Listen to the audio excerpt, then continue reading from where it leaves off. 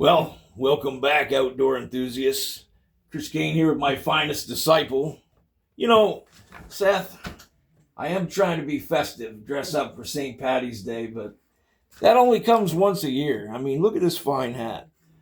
Problem is, it's only one day out of the year. You know what is multiple days out of the year? Days to Black Panther hunt. And why not just commemorate a beautiful month and our Irish heritage with a fine rifle? Because who likes guns more than Irishmen?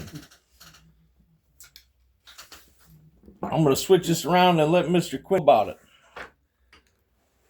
Sorry about that. Here we are deep in the lair of a man who's a Black Panther slayer. So when CC here first told me about the Black Panther, I decided I need to build myself a rifle to defend myself from the Black Panther. So I went with an AR, but it's not a regular AR-10. As you can see by the size of that bore diameter, that's not a 308. What this shoots is a 358 Winchester. The parent case is the 308. All they did was neck it up to a 35 caliber, which allows you to push a much heavier bullet way faster. I can get a 200 grain bullet to go around 2,700 feet a second out of this thing. Take standard AR-10 mags, semi-automatic, kicks like a mule. It is a fine shooting gun, though. It is a very good shooting gun. So tell us a little bit about your build. So this is a KAK 19-inch barrel.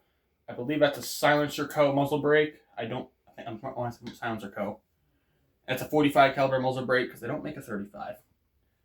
And then it's just a standard 308 bolt carrier, the Diamondback setup here. It is in fact not a 6.5 Creedmoor. That's just the only dust cover I had. It is a pretty cool dust cover, though. It is not a 6.5. That is not the case. Non-adjustable gas block, rifle length system. It does take a standard buffer spring. Not sure if it's a great idea, but it hasn't broke on me yet. So, we'll find out.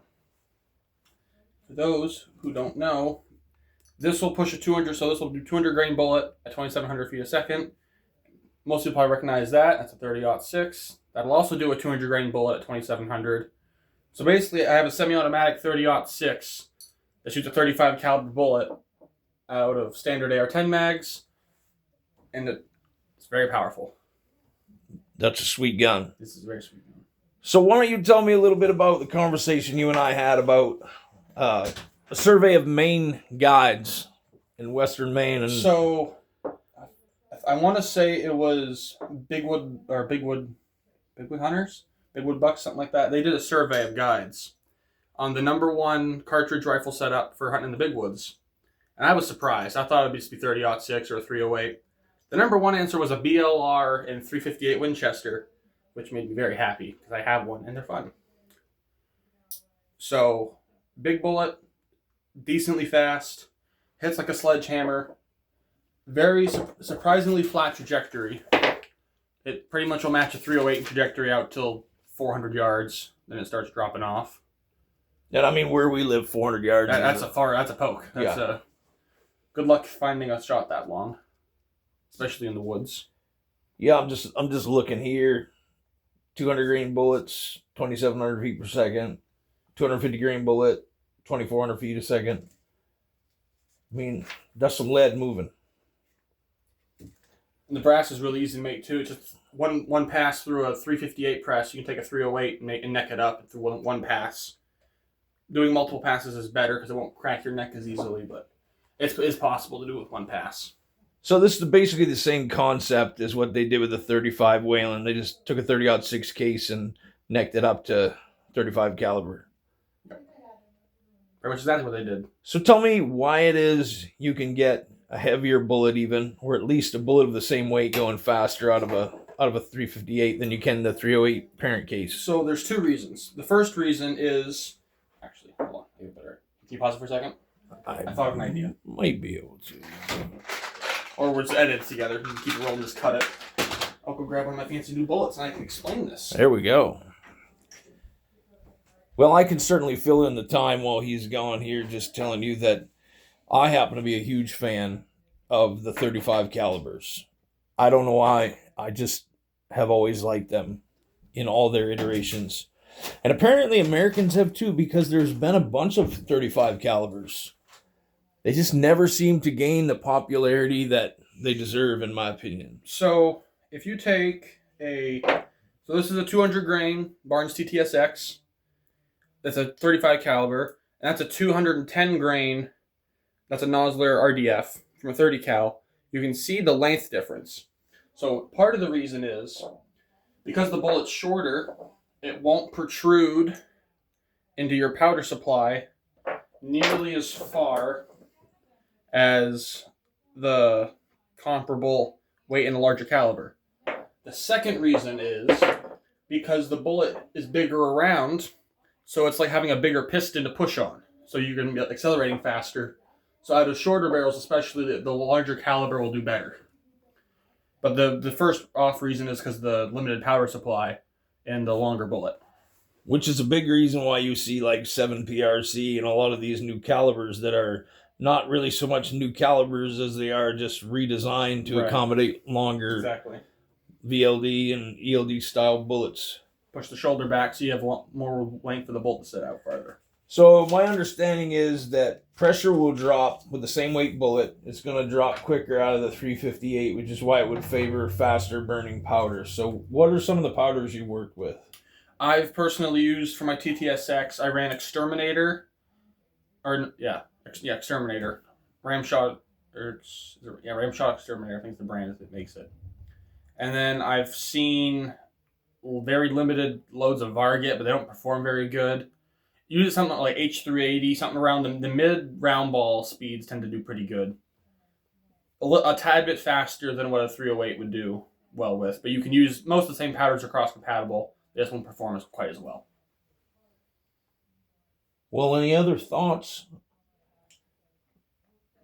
I think when people review the 358, they miss a huge part. You can run it in an AR-10 with very little changing over. That's not talked about much. Yeah, it's not. And I've never seen anybody talk about it until I found a barrel. I was like, I should build that. That's a good idea. I mean, standard bolt carrier. Only thing you have to change is the barrel. Barrel and muzzle brake, right? Well, you don't technically need a muzzle brake. It's just no. Definitely preferred. Yeah, I've shot that thing. It is preferred. Yeah, it's a handful. So, what do you intend to hunt with this when you built this? So, when I first built it, I was thinking I was going to be moving out west. So I was like, I need a bear defense rifle. And I was like, well, I don't want to have to do 45-70. That's too much like work. I like ARs. So I was like, well, I'll build a 358 and I can actually beat a factory loaded 45-70 with my hand loads as far as how much energy it'll put down range. And I chose the TTSX because of how well it expands and penetrates and it holds its weight. It'll punch through pretty much anything. Anything that 308 might be on the hair, like you can hunt elk, big bears, moose. Anything a 308 will do, that'll do better when it comes to big game. Absolutely.